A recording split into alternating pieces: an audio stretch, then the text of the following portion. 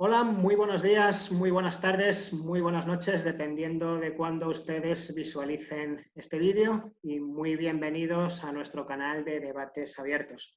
Hoy contamos con un invitado absolutamente excepcional. Su nombre es Alberto Franceschi, político venezolano de especial renombre y trayectoria, y actualmente en el exilio, donde todos los exiliados de Latinoamérica, que fundamentalmente se encuentran en los Estados Unidos. Muy buenas tardes, don Alberto. Bueno, don Héctor, ¿cómo le va? Muy bien, aquí en Dubái ya noche cerrada en el Golfo Pérsico, y bueno, lo primero es agradecerle su disponibilidad y su deferencia hacia con nosotros para poder realizar esta entrevista. Habrá muchas personas de nuestra audiencia que ya le conozcan, mientras que para otros resultará usted un nuevo y deseado conocido. Entonces hay que empezar Ya, diciéndole que muchas gracias. Bueno, para. don Alberto Franceschi es, como decíamos hace un momento, un político venezolano que empezó su andadura en la izquierda y actualmente se sitúa en la oposición al régimen chavista de Nicolás Maduro, y por esa razón fundamental se encuentra actualmente en el exilio. Decía Winston Churchill que el que a los 20 años no es comunista es que no tiene corazón, y el que continúa siéndolo a los 30, pues es que no tiene cabeza. Hombre, en mi caso debió ser que yo o nací sin corazón o nací con demasiada cabeza, porque me honro en no haber sido nunca comunista. Pero aplicando esta frase a Alberto Franceschi, no sé si él nos puede explicar brevemente su trayectoria política desde sus conocimientos de juventud hacia la madurez, cómo ha ido evolucionando desde posiciones trotskistas hasta posiciones, digamos, que podríamos llamar más liberales, y si digo algo incorrecto, que él me corrija. Ya. Lo de las caracterizaciones, los motes, etcétera, es lo que siempre va a sobrar cuando se trata de hablar con absoluta transparencia. Que sea mejor o peor lo que uno fue o abrazó como idea, como esquema de ideas, es tan relativo todo esto, ¿no? Pero fíjate, por primera vez que en muchos programas que me han hecho, me preguntan siempre por mi pasado izquierdista, ¿no? Y entonces yo aclaro, ¿no? Y esa frase precisamente la uso mucho. Cuando uno está jovencito es idiota. Bueno, yo fui idiota, ¿cuál es el problema? Pero hay una cosa que no sé, creo que no le he dicho, creo que la hablaba yo con alguien en España que me hizo muchos videos, 8 o 10 horas, el amigo Gustavo Bueno, que yo en realidad, en lo que podríamos llamar mi tierna juventud, yo fui un católico militante, y más bien inclinado a posicionarme filosófica e ideológicamente en los conceptos de lo que eran los filósofos católicos de la posguerra. Maritain, Emmanuel Mounier, era parte de un movimiento llamado comunitario, los personalistas comunitarios, personalistas por el personalismo, no por individualismo alguno. Insistíamos mucho en esta caracterización de que había una diferencia entre individuo y persona y que nosotros abrazábamos los intereses de la persona. No sabía yo para esa época que al final de mis días, o mi ya edad bastante adulta, vuelvo otra vez a conceptos básicos, aunque sea materialista, de que el centro de toda nuestra actividad política debería estar centrada en la defensa de las tradiciones cristianas que hacen a la persona el centro de la civilización, y de que no tenemos nada que ver con la moral bastante complicada del pietismo, ¿cómo se llama?, anglosajón, y de que podemos estar orgullosos de la herencia de la civilización, para ponerle un nombre, católica, de origen hispánico para América, digamos, para América hispánica.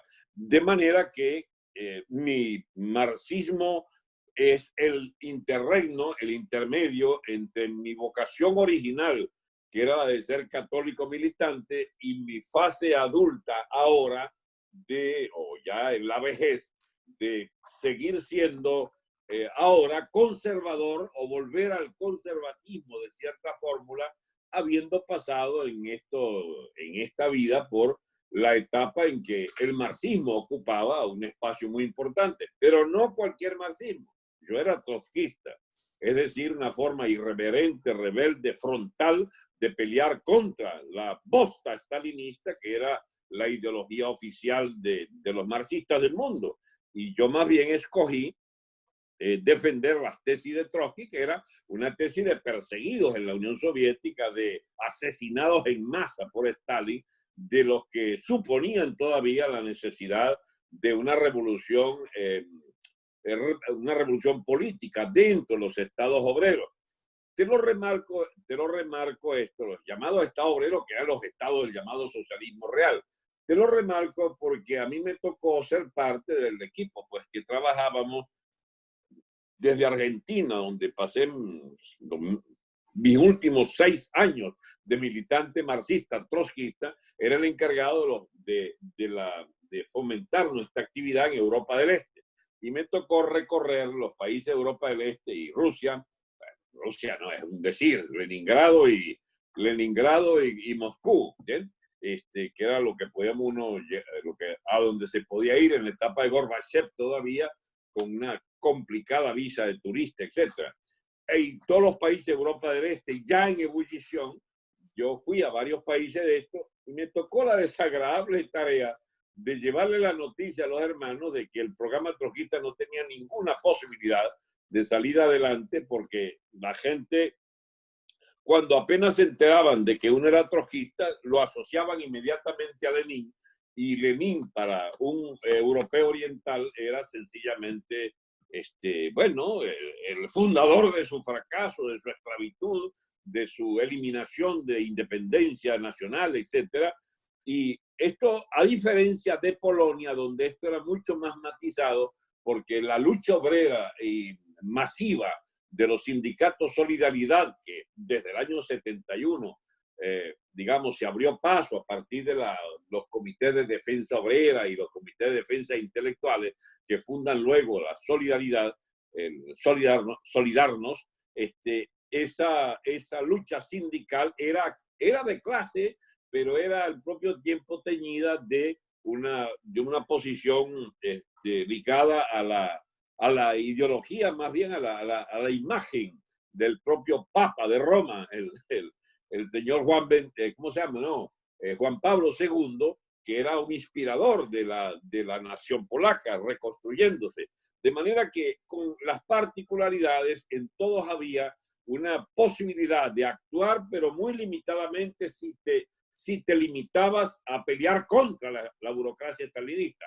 Pero no podías proponerle un ideal de renovación socialista o de vuelta a las ideas originarias del marxismo y de Lenin y de Trotsky, porque sencillamente ahí sí no te entendía nadie. Y yo visité muchos grupos, me hice allegado a muchos de estos grupos de Europa del Este, desde Alemania Oriental, desde Berlín Oriental, pasando por Polonia, Checoslovaquia, Rumania, y siempre me conseguía una pared para supuestamente hacer progresar la tesis de la revolución política que propusiera Trotsky en toda su lucha, desde su expulsión del partido allá en los años 20 y su extrañamiento, su exilio de la Unión Soviética. La lucha de Trotsky fue una implacable defensa de los principios básicos y originales del marxismo, que sin embargo nunca pudo plasmarse en ningún sitio, salvo en episodios concretos de esa lucha del movimiento obrero que auspiciaba su emancipación propiamente dicha. Y los trotskistas defendían, y esa parte yo no tengo por qué renegar de ella, yo la viví, ¿cómo se llama?, con pasión, la defensa de la revolución polaca del 56 o la defensa de la revolución húngara del 56, que fueron revoluciones consejistas, revoluciones de la defensa del sovietismo en su acepción original, de los consejos obreros, que fueron extraordinarias páginas de luchas libertarias de Polonia, de Hungría y de otros países de Europa del Este. Pues bien, en esas luchas entonces del trotskismo yo me formé fue contra el estalinismo, contra el socialismo real, contra la burocracia infecta que había hecho degenerar completamente el plan de hacer de esas sociedades de hombres libres. Era una utopía dentro de una utopía, qué sé yo, pero en todo caso yo vivía muy conforme con mi lucha porque eso me permitió ligarme a mucha gente de gran valía, sobre todo en la emigración polaca, por ejemplo, en París en 1971, 71, sí, yo militaba al lado de los 71, 72, militaba al lado de los grupos polacos, de los trotskistas polacos, de los trotskistas franceses que captaron núcleos de polacos que habían sido en particular Edmund Baluka, el jefe o el dirigente o el portavoz de las grandes huelgas de Danzig, Gdynia y Szczecin de diciembre del 70, enero del 71, que eran verdaderas jornadas revolucionarias de gran empuje para echar abajo el gobierno Gierek, el gobierno de la burocracia comunista de Polonia. Y yo hice de esa pelea al lado de la gente de Baluka una página extraordinaria de mi vida militante. ¿Por qué arrepentirme de que, habiendo sido aún equivocado en política, en ideología, era un actor al lado de la gente que tenía razón históricamente en la lucha contra la burocracia y contra ¿cómo se llama? La detestable tiranía comunista? Soviética. Digo esto, Sí. te pongo como un ejemplo para que veas que no es tan sencillo, que uno era socialista y dejó de serlo. ¿Ya va? No, por Dios, no quiero que se me haya malinterpretado al principio como No, que para usted nada, abandonó unas ideas yo te he en pro interpretado, de lo más conveniente ni nada de eso, por Dios, no iba por ahí mi ya, pregunta, Héctor. sino más bien orientada a un repaso rápido de su biografía política. Lo que sí, no sé si podemos sacar la conclusión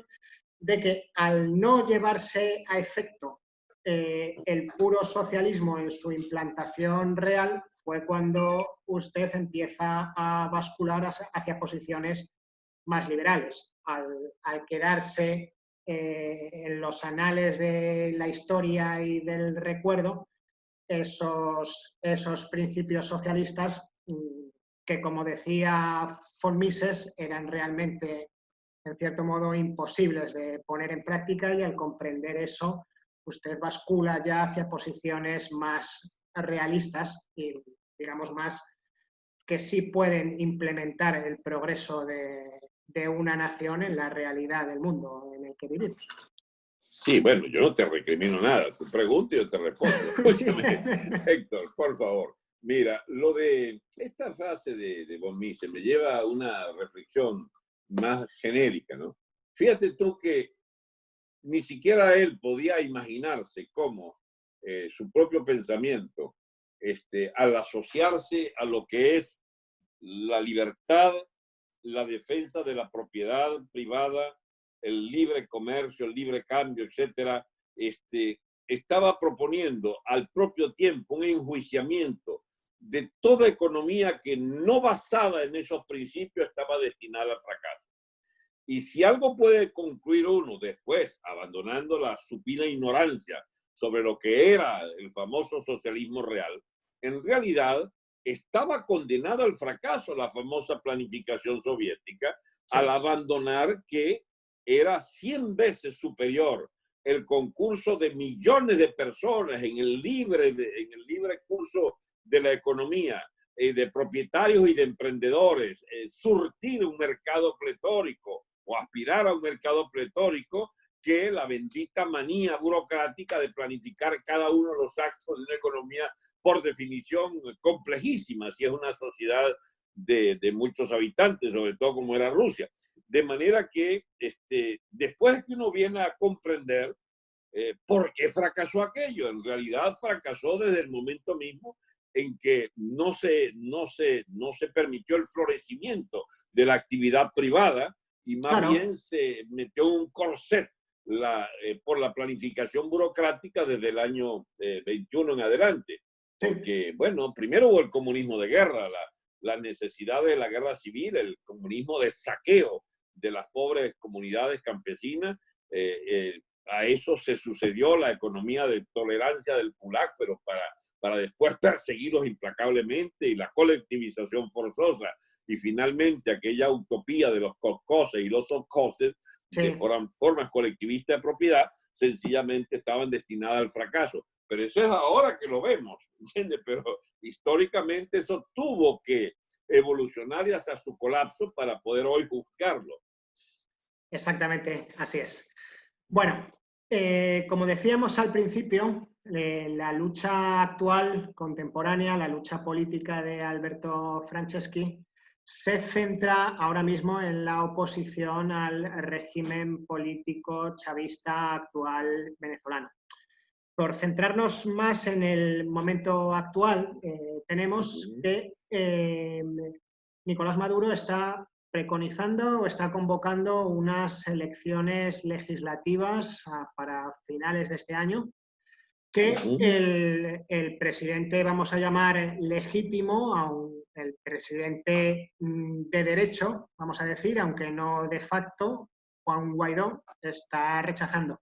¿Cuál es su posicionamiento desde el exilio en Miami, desde el exilio en Florida, respecto a esta convocatoria de elecciones legislativas que se hacen desde el Ejecutivo, porque las convoca Nicolás Maduro, y desde teniendo en cuenta la posición tan comprometida y tan difícil del presidente Juan Guaidó? ¿Cuál es su posición desde el exilio? Bueno, en principio me pasaste sin anestesia a la caracterización de la actual situación política venezolana desde una historia que creía que podía ser más entretenida para la gente de contarle mi propia evolución, incluida mi oposición a que llegara al poder en Venezuela las ideas del señor Chávez y los, digamos, residuos prácticamente descalificados de toda la llamada izquierda venezolana, que se reúne en torno a la figura de este militar felón golpista y que llega por voto popular usando las palancas del anterior régimen llamado democrático, y se instaura un Estado que al principio él va astutamente modificando hasta transformarlo en una dictadura y en una tiranía, su sucesor Maduro. Bien, yo no solo no estuve de acuerdo con esa llegada de la izquierda al poder, sino que por todos los medios, apoyando un candidato conservador que le dejaron 42% de los votos, casi que derrotábamos a Chávez. Pero esa es otra historia. Lo concreto de tu pregunta ahora es que pasados 21 años desde esa degeneración de la sociedad y el Estado de Venezuela, ¿cómo situarnos frente a este gobiernito que montó, ¿cómo se llama?, Guaidó, con el apoyo de todas estas fuerzas políticas, de la vieja casta política del Estado de partido, de la llamada Cuarta República nuestra, del 59 al 98, funciona un Estado de partido de acuerdo más o menos al modelo, por no decir español, el modelo europeo en general de la República de Weimar, sí. De la República de Weimar, exacto. Entonces, ¿Guaidó qué es? Bueno, es la agonía de un proceso de lucha pactada, burocrática, a la sombra del poder de Estado chavista, de 10.000 capitulaciones que han tenido esos grupos y que finalmente se han decidido a dar un pasito allí al final para supuestamente constituir un gobierno legal y legítimo. ¿De qué le sirve que pueda ser legal, que una Asamblea Nacional lo haya consagrado así por no sé qué artículo y una parte de un artículo, y legítimo? Pero ¿qué puede ser legítimo? Alguien que se pasea solo en las calles de Caracas con 20 o 30 allí diciendo que es el gobierno. O sea, en realidad es una mascarada todo aquello de que puede ser alguien representando un poder alternativo. No hay tampoco la menor sombra de una dualidad de poderes ni nada por el estilo. Hay la dictadura criminal totalitaria del chavismo en el poder, soportada en una putrefacta burocracia de ladrones y delincuentes, y frente a ellos un muchacho que por azar del destino le tocó en la en los que quedaron dentro del país, porque los otros eran expulsados, echados y asilados o se iban, ¿entiendes? Entonces queda él allí, lo nombra presidente de la Asamblea y asume una supuesta presidencia en una supuesta transición que él la inaugura con la consigna de por un gobierno por un cese de la usurpación de Maduro, que sería el usurpador, una transición y unas elecciones libres final. Y con ese programa se va a la calle y repitiendo todos los días, vamos bien y vamos bien, cuando iba cada vez peor. Resultado, bueno, está en esa especie de autotrampa en la que nos metió a todos los venezolanos una supuesta lucha con algún destino de la gente esta de Guaidó que no va para ningún lado. Y Maduro, mientras tanto, ha fortalecido ¿cómo se llama? Ha pronunciado más, ha degenerado aún más los aspectos más grotescos de su tiranía, de su régimen de delincuentes, al punto que aquel país está entrando en la barbarie directamente. Y entonces, ¿cómo puede uno andar de que con las banderitas de la Constitución, como dice todavía Guaidó, y de que hay que hacer unas elecciones realmente limpias? Eso es suponer que esta es una lucha, Dios mío, de tontos con trampones. Entonces, pero no son tontos. Los que defienden la política de Guaidó son cínicos de siete suelas, que defienden una tajada, una pequeña manera allí, una pequeña lucha por rapiñar algo, digamos, y se han convertido ahora todos en una casta de favorecidos por dineros fáciles obtenidos de la diplomacia mundial y en particular norteamericana. Para ellos usufructuar un estatus especial de exilados, y en el caso de Guaidó por lo menos está ya, que entonces andan por allí de cancillería en cancillería, montando embajadas fantasma, ir disfrutando de viajes en primera clase en hoteles 5 estrellas a nombre del pueblo venezolano. Esos son unos estafadores todos. Yo no tengo nada que ver con esa oposición, ni siquiera la necesidad de coincidir con ellos en absolutamente nada. Ellos tienen un verbo que se queda hasta la mitad, porque la otra mitad es la de querer ¿cómo se llama? Una coincidencia con ese régimen al que se supone aspiran sustituir y con el que viven negociando en trastienda siempre para obtener una nueva etapa de la dictadura, pero que, bueno, sencillamente para los que no tenemos nada que ver con eso, nos resultan bastante iguales, digamos, los fracasos de una u otra figura de esa oposición que a lo largo de 21 años han sido cómplices de esta dictadura. Queda claro entonces cómo marca usted distancias respecto a Juan Guaidó. Entonces, una vez marcada la distancia, ¿cuál es la estrategia de Alberto Franceschi y sus seguidores y su organización para descabalgar del poder al actual régimen chavista, una vez que nos ha dicho lo que nos ha dicho sobre Juan Guaidó? Queda clara su posición, pero el tema es qué hacemos a partir de ahora, si podemos hacer algo. Me provoca responderte, eso quisiera yo saber. Ah, muy bien. Pero no, sí tenemos una visión de conjunto que podemos con toda franqueza y honestidad intelectual proponerla. Pero estamos hablando, no de utopías, ¿eh? Estamos hablando de un programa, de una estrategia con un nivel de dificultades tales que no nos llamemos engaño. Esta es una lucha dura y cruel para la gente que la abraza. Empiezo por decirte que yo no represento una organización. Estamos construyendo una corriente política de altísima flexibilidad para sobre todo discutir de estos temas. Los repúblicos, ese nombre se lo debo a don Antonio García Trevijano, quien me enseñó que, bueno, republicanos era que estaban en eso y repúblico es ser eso. Nosotros aspiramos convertir Venezuela en una real república de separación de poderes. Me llené de orgullo cuando él me explicaba y mandó a buscar en la biblioteca un libro en francés, por cierto, donde habían párrafos completos de las posiciones de Francisco de Miranda, que era, según él, muy superior a la tesis de Montesquieu en el diseño de la separación de poderes. Sí.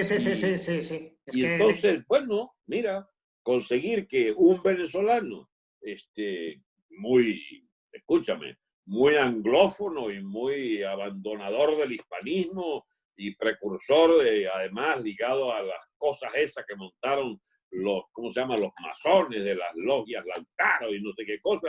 Sin embargo, Miranda, bueno, puso su pellejo allí en las primeras luchas con unos desembarcos destinados al más profundo fracaso, porque eran, imagínate que la suerte del pobre Miranda era que llegaba a una costa y a un pueblo, y los españoles, enterados unas semanas antes de que podía venir Miranda por allí, vaciaban el pueblo y él llegaba y se encontraba con un pueblo, como un pueblo fantasma, aquello, ¿no?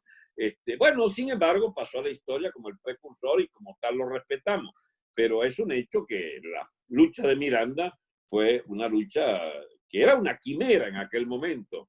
En realidad, lo que desencadena el proceso de independencia nuestro y la conformación de Venezuela como nación política es el derrumbe del Imperio Español a partir de la invasión napoleónica. Exactamente. Tenemos entonces, tenemos en nuestro canal un vídeo que lo explica muy bien con mi gran amigo Diego Zavala, que era el abogado de mi empresa cuando yo trabajé en Venezuela. Pero continúe con lo que estaba usted diciendo. bien, entonces, ya, estas ideas, entonces, las de Miranda, unas ideas de Miranda, yo no puedo decirte ahora que soy mirandista, cosas de esas por el estilo. Nosotros somos hispanistas, somos partidarios de reconstruir nuestra república, y ahí viene otro problema. Lo que tenemos es una república, no es una república, es un remedio de república que pudo haberlo sido, pero a lo largo de 2 siglos, desde la fundación del Estado venezolano, separado de la Gran Colombia, que era la emanación natural del virreinato de Nueva Granada, y habiéndonos separado de la Nueva Granada, para constituir la Gran Colombia, y luego de la Gran Colombia separarnos como República de Venezuela, ese surgimiento de la nación política, como bien explica el filósofo Bueno, viene del Estado venezolano, que se funda primero que la nación política, porque a decir verdad éramos españoles, éramos España. Nosotros sí éramos España desde Canadá hasta Cabo de Horno, y esto significa que, bueno, hay mucho que explicar de por qué se rompe, y al ser un naufragio de imperio, esta América hispánica, bueno, provoca, Dios mío, reconstituir todas las discusiones que se hicieron para poder llegar a una conclusión transparente de qué podemos aspirar a ser, lo que nos hemos negado a ser en 2 siglos a partir de la ruptura con España, porque tampoco se vale que añoremos ser españoles o que querramos Sí, no, ya no. Yo conozco Venezuela y sí puedo decir que Venezuela es actualmente una nación política, y yo no le veo sentido a que Venezuela se integre dentro de la nación política que sigue siendo España. Yo creo que la nación política venezolana tiene que seguir su propio camino político, y desearíamos que fuese hacia la república constitucional con separación de poderes y con representación política de la nación en el legislativo, ¿no? Que es lo que dice la teoría de Montesquieu y la teoría de don Antonio. Allí vamos a estar de acuerdo, por supuesto, Héctor. Allí vamos a estar de acuerdo, pero lo importante son las interrogantes que hay que plantearse para llegar a esa conclusión. Venezuela, y si yo te digo, por ejemplo, ahora que Venezuela se ha convertido en un estado inviable y que la propia nación política de Venezuela está haciéndose jirones, estamos en proceso de estallido total y completo a partir de la ruina y de los escombros del Estado chavista que reventó nuestra historia de 2 siglos de cierta lealtad a ese principio básico de una independencia nacional, y que fue transformada ahora en un Estado semicolonial cubano, y de los persas estos ayatolás y de las guerrillas del ELN y de la FARC. O sea, ¿qué es mi pobre país ahorita? Una caricatura de nación política, porque tiene un Estado absolutamente delincuente, un Estado de mafia. Mira, tú creerás que pueda ser superfluo esta discusión, pero los venezolanos nos preguntamos es, ¿qué es lo que vamos a hacer? ¿Qué es lo que vamos a diseñar como nación? Porque autoafirmarnos como que somos y vamos a ser la nación que tú y yo preconizamos, digamos, de una nación efectivamente funcional a partir de una constitución con separación de poderes y que los venezolanos por fin accedan a una verdadera visión de la libertad de su nación. Bueno, eso habrá que ver cómo lo logramos, porque no es fácil este planteamiento. En medio, digo, de esta ruina completa. Sí, y eso enlaza con la siguiente pregunta de actualidad que le quería hacer. Esta semana no me diga que vas a abandonar también esto que iba bien y ahora me vas a otro No, lado. pero es que lo quiero enlazar más con la actualidad, si me permite. Dale. Esta semana un tribunal británico ha fallado que no reconoce el gobierno de Nicolás Maduro para poder acceder a las reservas de oro de Venezuela que están depositadas en el Banco de Inglaterra en Londres, suponiendo que físicamente en realidad estén allí, lo cual, conociendo a los ingleses, también es una suposición que tienes o que yo he vivido 4 años en el Reino Unido, los he sufrido y sé lo que estoy diciendo.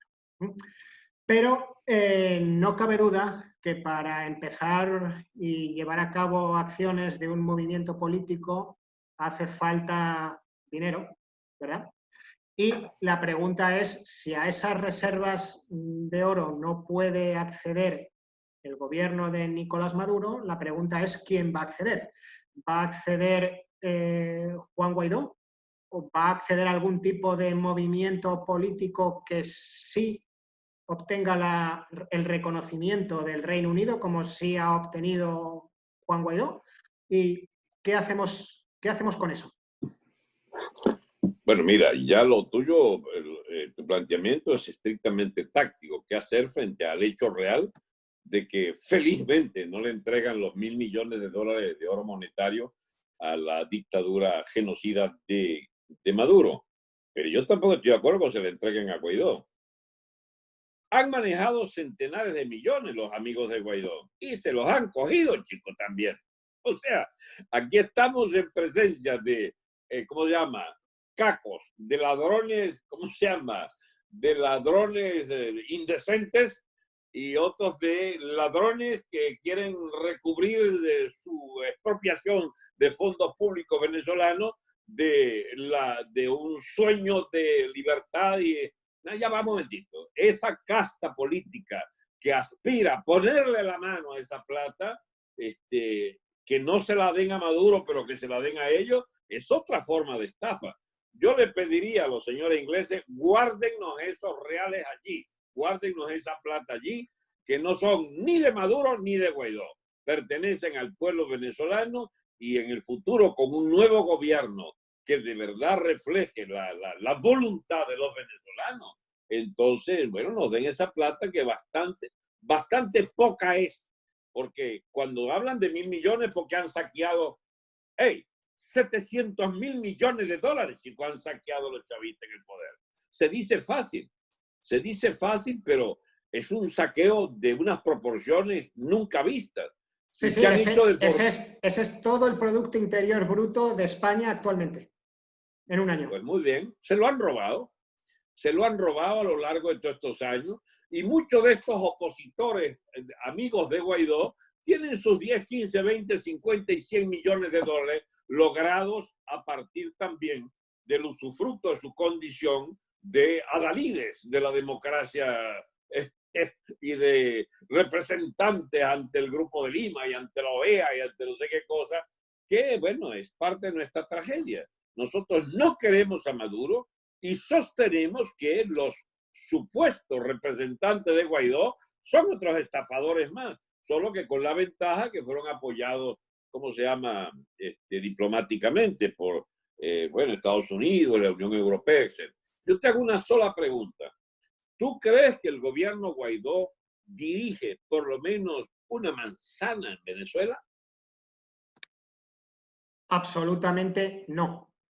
Muy bien. Ese gobierno actual de Guaidó Ujú. únicamente está apoyado en un resquicio legal de una esquina de la Constitución Ujú. y tampoco ha sido votado por nadie.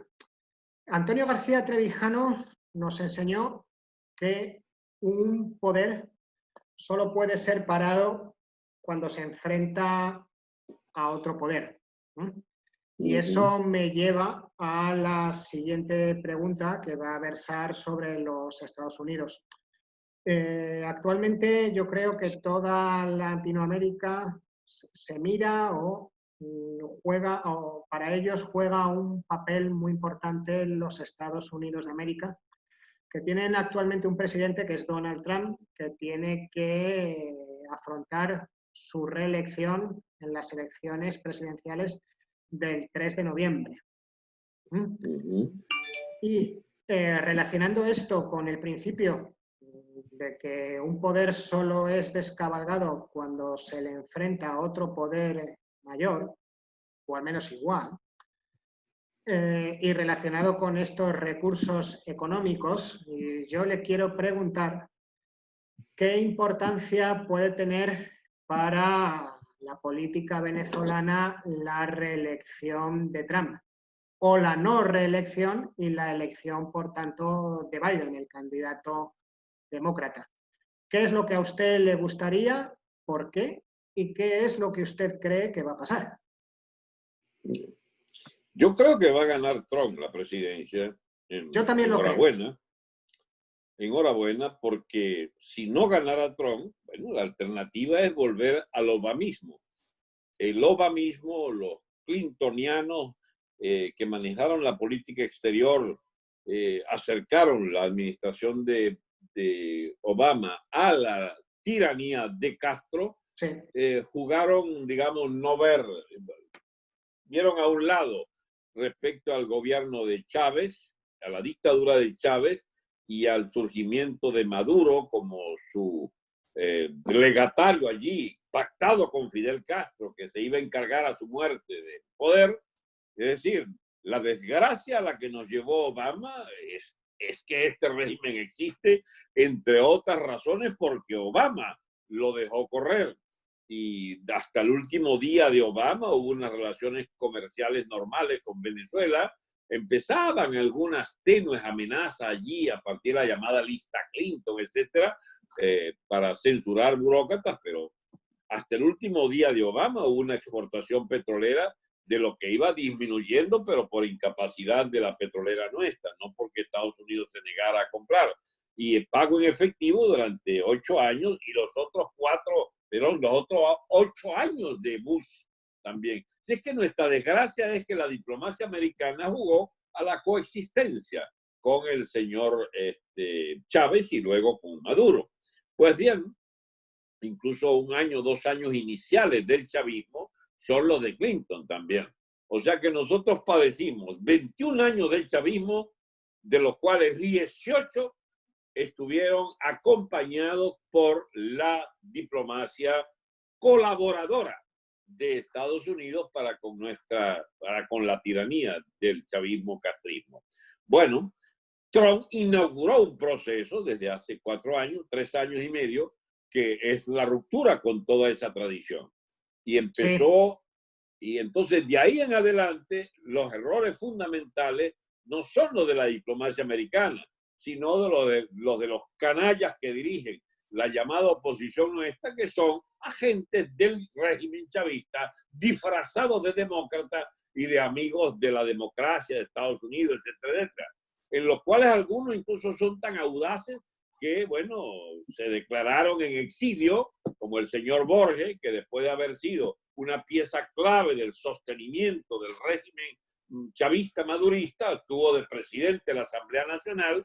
Bueno, esa ambivalencia de esas instituciones de la Constitución chavista de la que ellos representan, pues aquella mayoría circunstancial lograda en la votación de diciembre de 2015 y de que todavía hereda Guaidó como figura egregia de esa elección, fue una elección traicionada desde el primer día de la gestión parlamentaria, puesto que se dejaron quitar varios diputados, no impusieron los 2/3 que tenían para limpiar todas las instituciones que dependían de la Asamblea Nacional, como el Consejo Supremo de Justicia y el Consejo Nacional Electoral, es decir, todo lo que podía haber permitido una línea de ruptura oficial con el Ejecutivo chavista desde el Legislativo, bueno, capitularon desde el primer día. Bueno, varios de esos capituladores pululan por allí en el exilio como figuras sufridas del exilio venezolano y son, por supuesto, manejadores de fondos de la filial PDVSA de Estados Unidos, de Citgo, de bonos de la deuda pagados y que supuestamente por enjuagues legales de estos representantes legítimos. Y lo peor de todo, que son los fondos de ayuda humanitaria de países y en particular de Estados Unidos, que esta gente administra para solaz y diversión, porque ha habido casos de inmundas corruptelas con dinero de la ayuda humanitaria por parte de los famosos conmilitones del señor Guaidó allí. Bueno, los que quieran jugar a la gran política defendiendo la ficción de un gobierno Guaidó, por supuesto, pueden seguir en esta rochela. Nosotros que nos sentimos víctimas del gobierno de Maduro y sus cómplices, no podemos sino oficiar que esto se aclara ante la sociedad, ante el gobierno norteamericano, que ha venido acompañando una política bastante, no sé, como de ciencia ficción alrededor de la gente nuestra que nos representa supuestamente en esta diplomacia. Donde habría que preguntarse, ¿no será que esto pertenece a esos realismos políticos de las diplomacias que juegan a que hay que posar contra la tiranía chavista, pero al propio tiempo se le da una representación a esa oposición fantoche que a nosotros también nos hunde? Pero el tema me distraje, pero la pregunta tiene que ver es con la posición respecto al gobierno Trump. Yo creo que el gobierno Trump va a evolucionar, está evolucionando. Además, tengo noticias que ya empiezan a sentir la molestia de haber apoyado a esta gente de Guaidó. ¿Bien? La molestia de que tengamos una embajada en Washington llena de mercachifles, de gente interesada en aprovecharse de las ayudas que han logrado, donde no ha llegado a Venezuela, pero ni una pastilla, ni un paquete ¿cómo se llama?, de harina, de comer la arepa de maíz, esta nuestra. O sea, ahí no hay nada, de nada. Le ofrecieron demagógicamente ¿cómo se llama?, un bono de $100 a los pobres médicos mal pagados y no le dieron, que yo sepa, ni $1 a ningún médico. O sea, hay unas estafas una detrás de otra. Que suponen que los pobres venezolanos siguen creyendo en el tonto de Guaidó y en su corte de mercaderes de la política opositora. Y el gobierno Trump parece que se ha dado cuenta que está en presencia de estafadores. Y entonces, ¿cuál es la ilusión, si tú quieres, nuestra? En que finalmente se dé cuenta el gobierno Trump que, caramba, y ojalá sea reelecto, pero que escoja otros interlocutores para ver si hacemos algo en el futuro venezolano inmediato, porque aquel país está estallando y su estallido es diferido una y otra vez por la colaboración política de los agentes llamados democráticos de la oposición Guaidó. Bien, así estamos. Bien. Los españoles tenemos alguna experiencia en tener estados quebrados y en fundar nuevos estados. De hecho, si no me equivoco, creo que España todavía sigue siendo el país que más bancarrotas ha declarado a lo largo de su historia. La última bancarrota que declaró España fue al final de nuestra última guerra civil, donde, claro, Franco dijo que los bonos republicanos, que eso no valía nada y que se los reclamaran al gobierno republicano en el exilio, en Francia.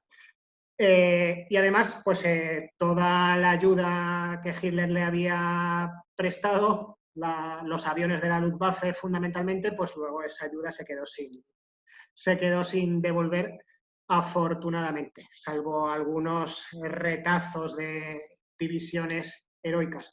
Y hablando de default y de las hipotecas de Venezuela, todos sabemos que el actual régimen de Venezuela ha pedido o tiene un gran volumen de créditos a China. La pregunta es, y va a volver a ser una pregunta táctica, ¿verdad? Porque mi formación de base es ingeniero. A mí en la universidad lo que me enseñaron fue a mover tierras y a poner los ladrillos. Y luego a partir de ahí pues estudié cómo había que financiar los ladrillos y luego ya a partir de ahí, además con don Antonio, estudié quién decidía qué ladrillos se financiaban y cuáles no. Evidentemente, la situación actual de Venezuela es la de bancarrota y de grandes reservas de recursos naturales puestas en garantía con China. La pregunta es si el actual gobierno y, por tanto, el actual Estado cayera, ¿qué opina usted de entonces hacer un default de ese Estado derrotado, ¿no?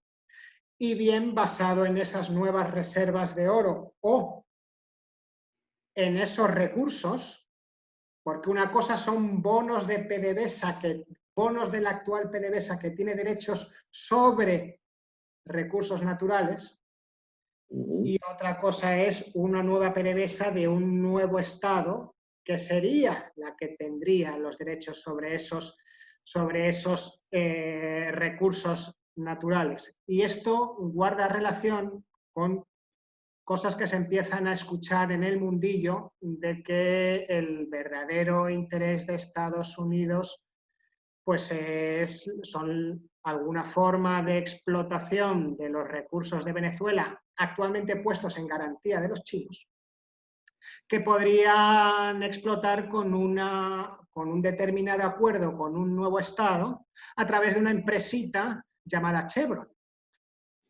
¿Qué ideas le vienen a la mente si yo le propongo estas tácticas, como usted llama? Bueno, si hay una cosa que pueda resumir la palabra táctica es precisamente esa. ¿Cómo hacer en un hipotético futuro, ante una hipotética, ¿cómo se llama?, quiebra histórica constatable, con unos hipotéticos intereses de unos deudores reales, realmente existentes, que son estos chinos y otras compañías, la rusa, la Rosneft, etcétera. Mira, para empezar hay que saber que habría que situarse, en mi caso, por ejemplo, ¿qué haría yo si me toca dirigir la reconstrucción del Estado de Venezuela? Perfecto, vamos por ahí. Refundado. Exacto, exacto. Vamos por ahí, vamos por ahí. Refundado significa que no aceptamos la herencia de esta dictadura, exacto, de esta tiranía. Esa es mi pregunta. Esa es mi pregunta. Entonces, con los chinos, nosotros tenemos una deuda con ese fondo chino de 20, 30 mil millones de dólares, creo. Con los chinos hay que preguntarse, a ver, díganos cuáles son las obras financiadas, físicas quiero decir, con el fondo chino, porque nos da la impresión de que fueron gastos de despilfarro burocrático de sus socios políticos, del chavismo. Y si hay alguna obra física que respalde esos fondos, podríamos eventualmente, en aras de conservar una relación con China, reconocer su valor como una deuda que deberá reembolsarse. Pero me temo que una buena parte de esos fondos tienen complicidades en chinos corruptos. De allá que, como bien sabes, hay la pena de muerte en China para los corruptos. De manera que más de uno puede terminar de esa discusión con una bala en la cabeza, allá en China. Y nosotros acá pudiendo detectar dónde están la famosa plata de los fondos chinos en nombre y apellido y en depósito bancario para, digamos, expropiárselos de ipso facto, confiscárselos de ipso facto. Eso respecto a cualquiera de estas agencias de la política mundial que le ha entregado platales a estos chavistas a nombre de un petróleo que sí salió de Venezuela, pero que nunca llegó la contrapartida en dinero, sino en estas formas tramposas. Pero la mayor estafa es la de Cuba. Tenemos 20 años financiando estos vagos y maleantes del Partido Comunista Cubano, 15 y último pagándole la vida a 500.000 de vagos del Partido Comunista Cubano. A ver, ¿cómo nos van a pagar? Tú sabes una cosa, que Castro se murió sacando cuenta que nosotros le debíamos plata. Parece una cosa digna de reír. No es así. Porque, bueno, los costos de los médicos cubanos. Mira, hay unos niveles de cinismo en estas cosas. Yo le hubiera preguntado a Castro si me hubiera tocado negociar, ¿y a cómo vendiste tú cada muerto cubano en la guerra de Angola, hijo de tu madre, vendido como carne de cañón al imperio ruso soviético, que enviaste allí a Mozambique, Angola, Eritrea, etcétera? ¿Cuánto valían? Porque, bueno, los vendiste como carne de cañón.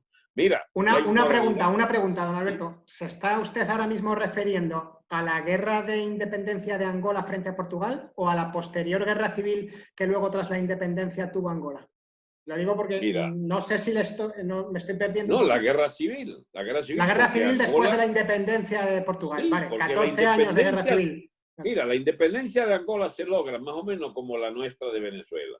Se derrumba, chico, Espínola, el general Espínola, que era el prestigioso militar, etc. Tú lo ves a la cabeza de un gobierno de la Fuerza Armada con un clavel en la boca de los fusiles, la revolución de abril del 74, 75, sí. Aquello, ¿no?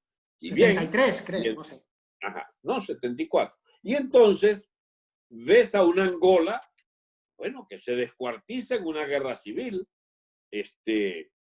El señor, creo que era Agostino, no, Santos Agostino, ya ni sé quién era. El gobierno de Angola es apoyado por Cuba para defenderse de un plan de Sudáfrica a través de las guerrillas de Jonas Savimbi. Y tenemos entonces un cuadro de guerra civil que sigue a la independencia. Bueno, ya eso es atribuible a si era lícito o no apoyarse a un ejército extranjero.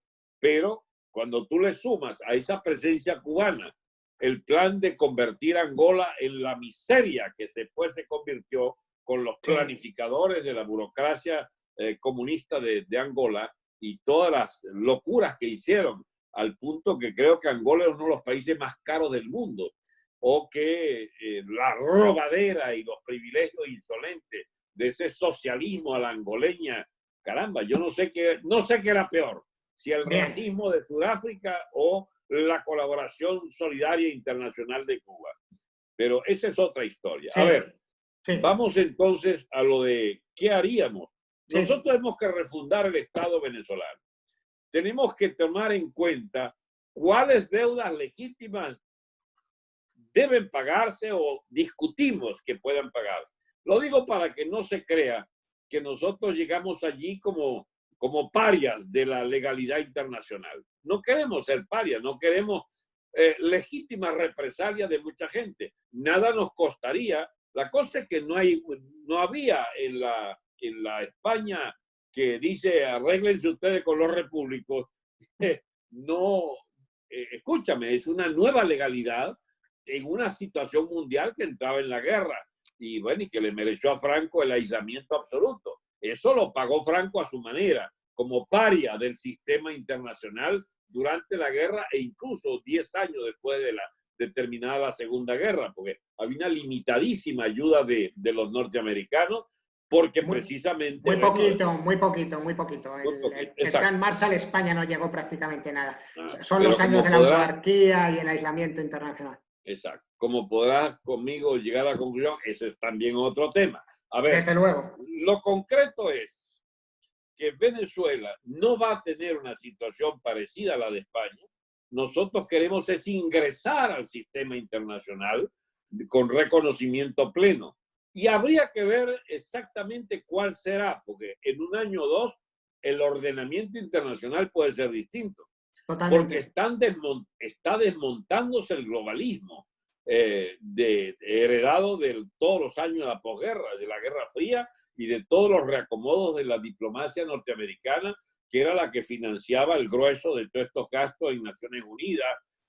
Yo, por ejemplo, ¿qué interés puede tener Venezuela en tener 100 o 200 embajadas si nos bastarían con 14 o 15 de los países que quisiéramos tener relaciones fructíferas y de necesidades por nuestra lengua, por nuestra España, por ejemplo? Necesitamos una relación con España, pero no con los negociantes de la diplomacia, ¿cómo se llama? Pillastre de España. Necesitamos no que nos coloquen una fragata o unas comisiones de no sé qué banco. No, necesitamos es rehacer, y después de investigaciones serias, cuánto enjuague, cuánta mermelada, como dicen los colombianos, han pasado por las manos de burócratas infames que han usufructuado en nuestro país. ¿Cuánto nos debe Pablo Iglesias, por ejemplo, por haberle financiado su partido? Eso es importante, ¿no? Para ver qué relaciones futuras tenemos con el Reino de España. Pero en sentido general, esto de pertenecer a un ordenamiento mundial de Naciones Unidas, de la OEA, etcétera, habría que ver cuánta ventaja y cuánta desventaja nos depara. A nosotros lo que nos interesa es tener el apoyo incondicional casi de 4, 5, 8 naciones que nos resulten para el plan de rehacer Venezuela como nación soberana. Y esto de la soberanía también es relativo, porque ¿de qué te vale cielos protegidos por la... O sea, toda esta fraseología tonta de la soberanía, si te pueden retratar una cédula de identidad y leer tu fecha de nacimiento desde un satélite, chico, a no sé cuántos kilómetros arriba. Estas ficciones, entonces hay que desmontar muchas de estas ficciones para entendernos en serio con una diplomacia que nos sea útil a nosotros y que en lo financiero, bueno, empiece por determinar que hay deudas que no pueden reconocerse porque son inmorales, que hay deudas que son surgidas de la corrupción pura y simple, que hay deudas que son realmente deudas reales. La deuda con Rusia, por ejemplo, es de chatarra militar.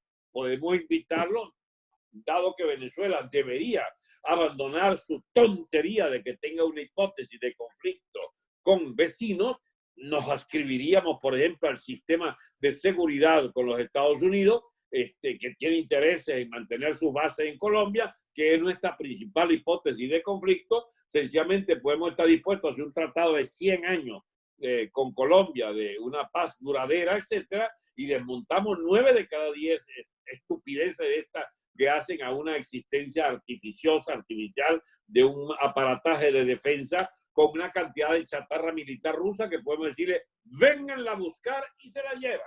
Y el usufructo, el lucro cesante de alguna de esas chatarras, ¿cuánto puede ser? Y podemos pagarle en cómodas cuotas. Si es que quisiéramos o tuviéramos interés en mantener una relación fluida con el Estado ruso. Porque todas son así, chicos, son cosas de infamias una detrás de otra. Los benditos Hezbollah y los, ¿cómo se llama? Y los de Persa. ¿Qué hacen metidos los persas en Venezuela? Ahora saqueando las minas y ahora surtiendo de gasolina el principal país petrolero del mundo en los años 50, que era Venezuela, productor potencial de 4 o 5 millones de barriles, hoy reducido, chico, a 300.000 barriles que se les mandan gratis a Cuba. O sea, estas cosas habrá que verlas alguna vez con la seriedad y transparencia del caso. No podemos andar pagando deuda porque nuestro país va a quedar exangüe. La gente va a quedar hambreada, va a quedar desasistida con el colapso de la salud, de todos los servicios sociales, del agua. Chicos, en Venezuela no hay agua corriente. Dios mío, no hay electricidad. Pero es que la gente cree que hablamos con exageraciones. Venezuela está entrando en la barbarie neolítica casi. ¿Bien? Se está llegando a un momento en el que ya de Venezuela no hay de dónde más sacar realmente. Realmente le está pasando un poco lo que le pasó a la Unión Soviética por efecto de Reagan y el colapso, yo creo, que tiene que llegar tarde o temprano. Me ha gustado mucho la parte de su intervención donde usted ha recalcado lo de revisar la deuda que tiene Pablo Iglesias y, por tanto, podemos decir que es su partido con Venezuela. Partido que actualmente está en el gobierno de España.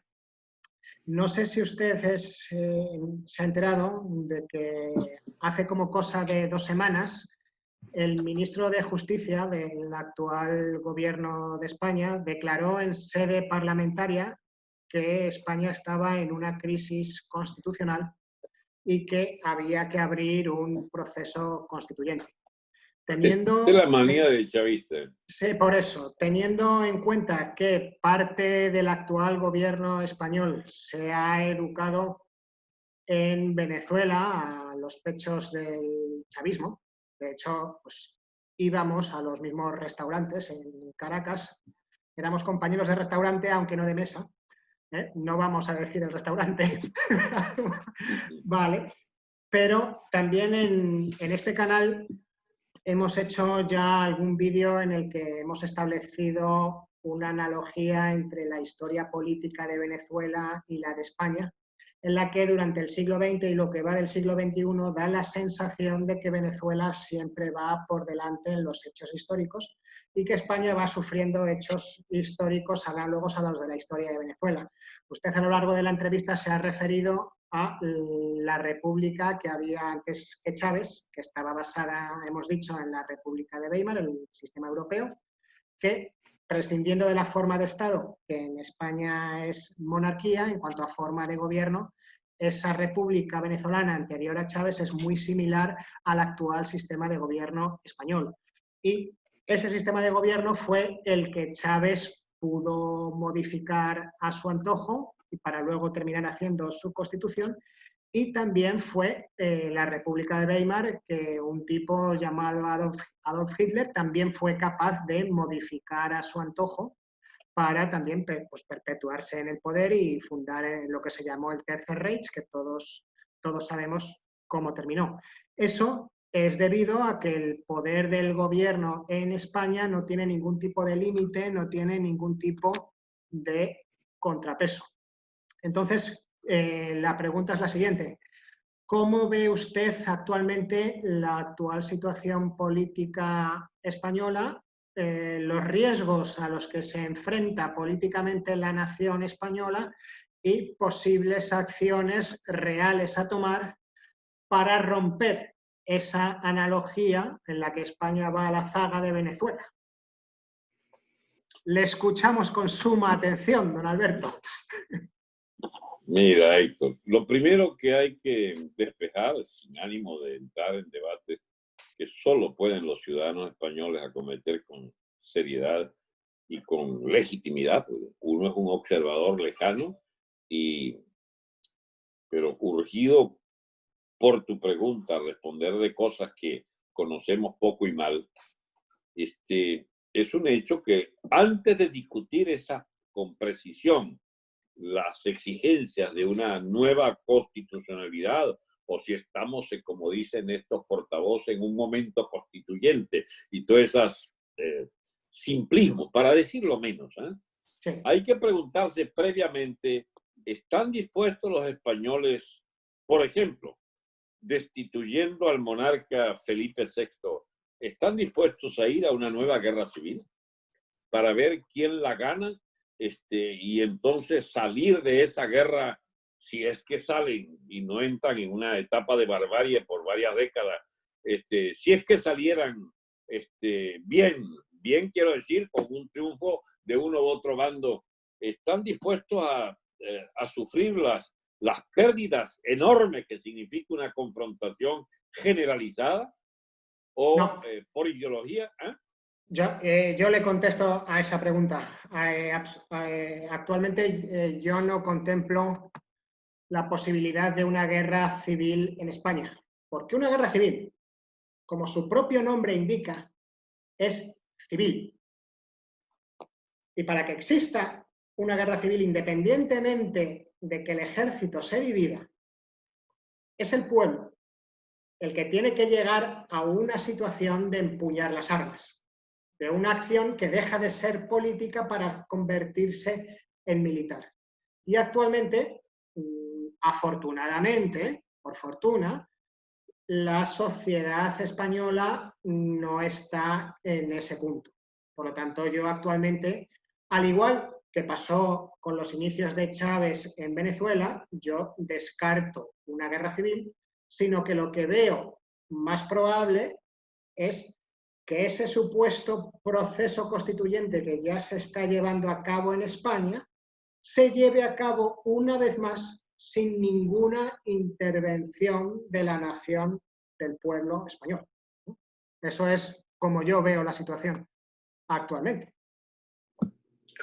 Pues eso es abstracto de abstractos, porque lo concreto es que tu país puede verse emparrandado todos en una confrontación de padre y señor mío en pocos meses o años, de que esa Guardia Civil puede ser descuartizada, de que esas Fuerzas Armadas prescindentes y respetuosas de la Constitución actual, al verse atacadas por muchos flancos en su figura central, que es el propio monarca, puede venir en su auxilio e impedir que haya una deriva de modificación constitucional peligrosa para las instituciones del Reino de España. Tú podrás abolir en tu cabeza la perspectiva de la guerra civil. Y yo quisiera estar de acuerdo contigo, pero el peligro es real y existe. El problema es que esta vez los españoles ya están avisados.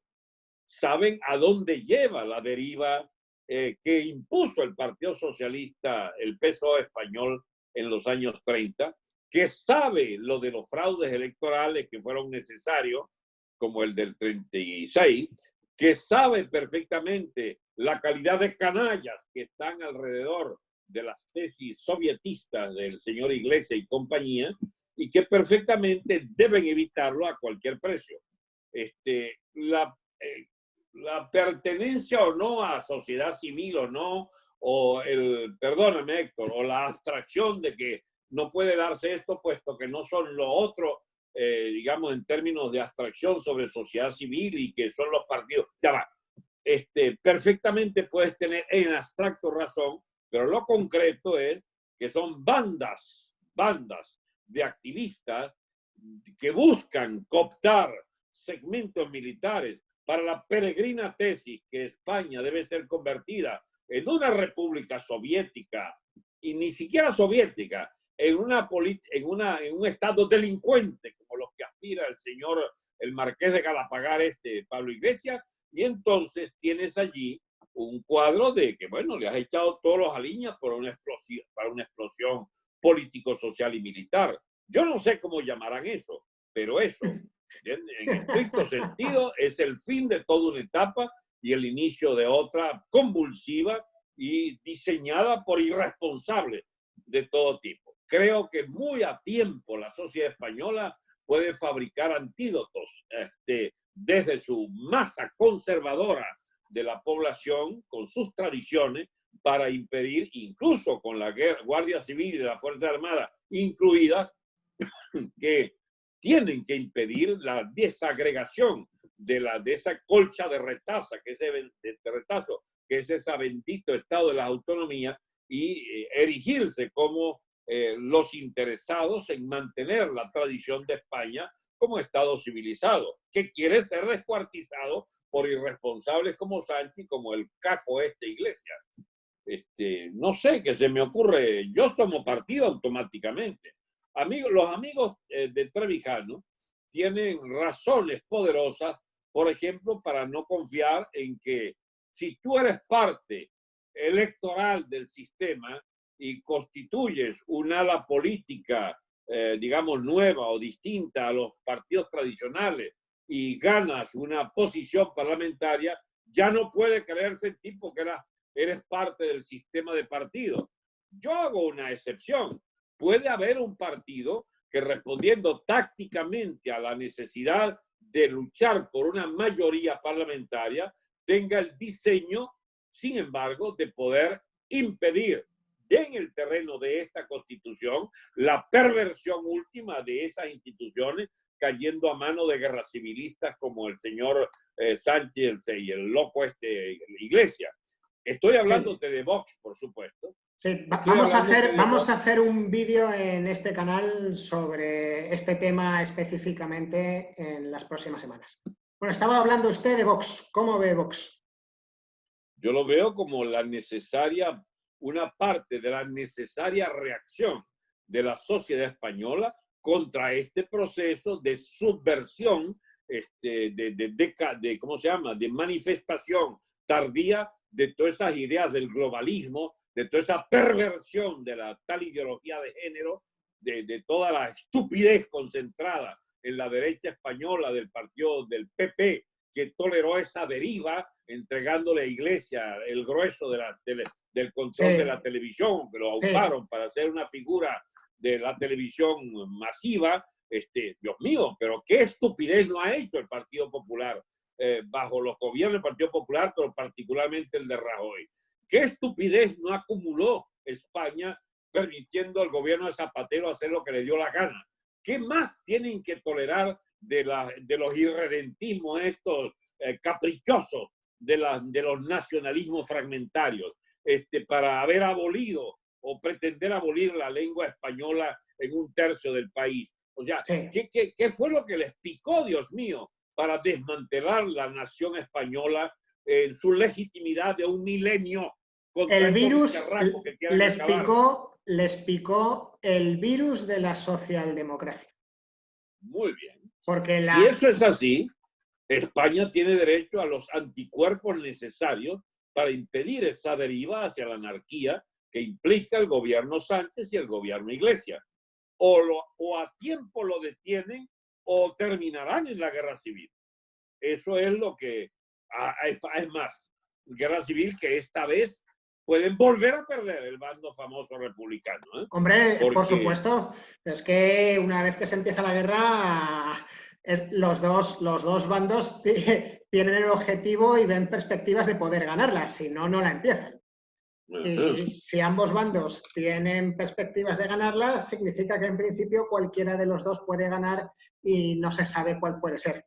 Vale, creo que queda bastante clara la posición de Franceschi en cuanto que adicionalmente a las tesis de don Antonio García Trevijano, sí es posible modificar un régimen político o al menos impedir su deriva totalitaria desde dentro del propio régimen político. Me dice don Alberto que no, que quiere puntualizarme alguna cosa. No es que no, sino que estamos hablando de divergencia táctica. Yo mismo en Venezuela, si hubiera tenido la posibilidad de construir una propuesta parlamentaria, lo primero que hubiese hecho era hacer de vida o muerte la lucha contra el fraude electoral. Que esos canallas de la oposición venezolana, participando del sistema electoral, se dejaron imponer el fraude sistemático. Pero no es que fuera ilícito participar en esos procesos, sino ir con esa mentalidad capituladora y de ruindad, de cómplices con la dictadura, de aceptar las reglas de juego de la dictadura. Yo creo que en España hay fuerzas que pueden perfectamente dar la batalla en el Parlamento y en la calle para evitar una deriva desde el Partido Socialista y desde Podemos para imponerle a España una transformación constitucional que lleve a la hegemonía de estos disolventes de España. Porque, escúchame, está pendiente lo de los nacionalismos fragmentarios estos. ¿Por qué cipotes han tolerado ¿cómo se llama?, la coexistencia de secesionistas como los catalanes vascos y algo los gallegos también, y aceptan la ignominia de que esta gente pretenda erigirse en poderes alternativos distintos e interlocutores de otro poder dentro de la España? Bueno, ya va. Entonces la peor hipótesis es que España se fracture, pero habrá una España que sostendrá el milenio de España en pie. Así se pierda transitoriamente un pedazo de España. Por supuesto, es que una cosa es destruir el actual Estado español y otra cosa es destruir la nación española, que es una de las más antiguas e importantes de la historia del mundo. Me parece que fue Bismarck que dijo: la nación española es la más resistente del mundo. Los propios españoles llevan 400 años intentando destruirse a sí mismos y todavía no lo han conseguido. No lo han podido hacer. Entonces, no sé si es posible destruir un Estado desde dentro. Lo que parece que la historia demuestra como imposible es destruir una nación desde dentro de la misma. Bueno, creo que queda bastante clara la opinión de Alberto Franceschi en cuanto a la conveniencia del nuevo partido Vox para, digamos, frenar la deriva chavista en la que parece que está inmerso el actual régimen político español. Yo quiero terminar esta entrevista desde una perspectiva más idealista y además de mayor grandeza, si cabe, ¿no?, que es el antiguo e imperecedero proyecto de la hispanidad. Como ya hemos dicho aquí, yo he vivido durante un tiempo en Latinoamérica, incluso toda mi familia política es latinoamericana, y una cosa que a mí me llamó la atención es que la propia nación venezolana todavía seguía refiriéndose a España como la madre patria. Así es. Entonces, como ya hemos dicho en la entrevista, yo creo que la historia ha devenido en la creación de la propia nación venezolana actualmente, y una nación argentina, y una nación peruana, y una nación mexicana, por supuesto, además de muchas otras que sería muy largo enumerar. Pero a mí me da mucha pena, como siempre que se pone un documental del descubrimiento de América o de las conquistas, los propios latinoamericanos actuales se identifican con esa civilización india que fue destruida, cuando la verdad es que las actuales civilizaciones latinoamericanas o la actual civilización latinoamericana proceden no de aquellas antiguas civilizaciones indias que fueron destruidas, que desaparecieron, sino que las actuales naciones políticas latinoamericanas y la nación cultural latinoamericana proceden no de aquellas naciones indias, sino de aquella otra nación que vino en el barco. Otra cosa es que por intereses políticos diversos caudillos latinoamericanos hayan hablado de la conquista y de la posterior independencia como la emancipación de las naciones venezolanas, de las naciones latinoamericanas, perdón, cuando únicamente en términos políticos no consiguieron, no llevaron a la verdadera libertad de esas nuevas naciones latinoamericanas, sino que llevaron al caudillaje, y no hay más que examinar la historia de estas nuevas naciones latinoamericanas. Entonces, lo que le quiero preguntar a Franceschi es qué idea tiene él de, al igual que los ingleses han sido capaces de hacer la Commonwealth con sus antiguas colonias y siguen compartiendo cultura, ya no una moneda, por supuesto, pero siguen compartiendo cultura, eventos y relaciones especiales. ¿Cómo se ve desde su perspectiva latinoamericana el proyecto de hispanidad como proyecto cultural hispánico a ambos lados del Atlántico? Mira, yo prefiero entonces no ignorar, pero sí dejar de lado tu argumentación, porque en tu propia argumentación hay puntos divergentes con lo que uno puede imaginarse. Vamos a ponernos de acuerdo sobre la conclusión.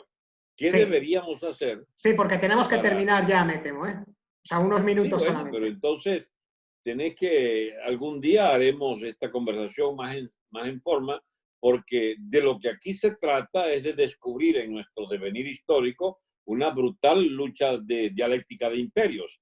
Inglaterra logró desbancar a España del control iberoamericano y pasados 2 siglos, todas nuestras repúblicas son algo inviables o muy inviables, existe un fenómeno de indigenismo forzado que con los Pablos Iglesias de todos los países tratan de inventar una contradicción fundamental de unos indígenas diezmados por una leyenda negra, sobre todo antes de ser diezmados en la realidad, porque fueron más bien culturas indígenas que fueron preservadas en su lengua y llevadas a lengua escrita, muchas de ellas a partir de la labor de los sacerdotes católicos. Es decir, hay toda una fantasmagoría en esta historia del indigenismo, de los Chávez, de los Iglesias, del tonto López Obrador de México, que, bueno, sencillamente no entendió nada de su propia historia. Nada, absolutamente nada. Muy bien. Ahora, eso es un tema que nos daría para hablar mucho. ¿Y qué solución hay? Bueno, que España asuma. Hey, para hacer esto necesitamos España. Mientras España ande deambulando en la tesis socialdemócrata e inventando que ellos son de Europa, porque ustedes son de Europa. De Europa son no sé cómo, porque ustedes son anteriores a Europa y se refieren a Europa como una tabla de salvación, como estos paletos de ciudadanos, o que buscan el refugio de Europa para delinquir, como tal Iglesia. O sea, las condiciones de un resurgimiento de la hispanidad o comienzan en España o no habrá hispanidad posible. Entonces Exacto. Ustedes deben dar el primer paso y nosotros seguimos. ¿Cuál es el problema? Ok, bueno, pues es realmente muy halagador y muy esperanzador y muy optimista que, como vamos a decir con todas las comillas que se quieran, como representante latinoamericano, aquí don Alberto Franceschi nos apoye el proyecto de la hispanidad, en el que yo coincido que es el liderazgo y esa fuerza centrípeta tiene que partir de España, del origen, digamos, de la cultura hispánica. Muy bien, pues creo que hemos llegado al final de nuestro programa por hoy, al final de la entrevista con este monstruo político que es Alberto Franceschi. No podemos menos que agradecerle la deferencia que ha tenido de estar aproximadamente 1 hora y media hoy con nosotros, empleando con nosotros su tiempo. Y como nosotros en nuestro programa, en nuestro canal, en Debates Abiertos, solemos abrir debates y hablar de temas que no son accesibles a los actuales medios de comunicación dominados por el poder político, pues no me cabe duda de que en algún momento, y probablemente de manera muy próxima, volveremos a invitar a don Alberto Franceschi a hablar de algunos temas en concreto. Seguramente, claro, pues muy relacionados o bien con países de Latinoamérica o en concreto Venezuela o incluso el desarrollo de la campaña electoral y las elecciones en Estados Unidos. Cuando quiera, y ojalá logres poner esto en televisión española para una gran audiencia de millones. Ojalá lo consiguiéramos, y dado que, y me permitirá decir que como ha sido usted tan crítico hoy aquí con Juan Guaidó, nada me gustaría más que poder repetir esta experiencia con el señor Juan Guaidó o incluso, si fuese posible, juntarles a los dos alguna vez, porque estaría realmente bien un careo entre los dos, en el que yo tendría muy poco que decir. No va a querer y tiene razón. La columna de Guaidó está llena de débitos y la mía de haberes. No va a ser posible. Muy bien, pues muchas gracias a nuestra audiencia por asistir un día más al programa y les esperamos en el próximo, que no sé si va a ser acerca de la paradoja de Arrow o del principio electivo, que creo que va a ser de todas formas un programa mucho más técnico y no tan estratégico o táctico como ha sido el de hoy con don Alberto Franceschi. Muchas gracias, muy buenos días, muy buenas tardes, muy buenas noches.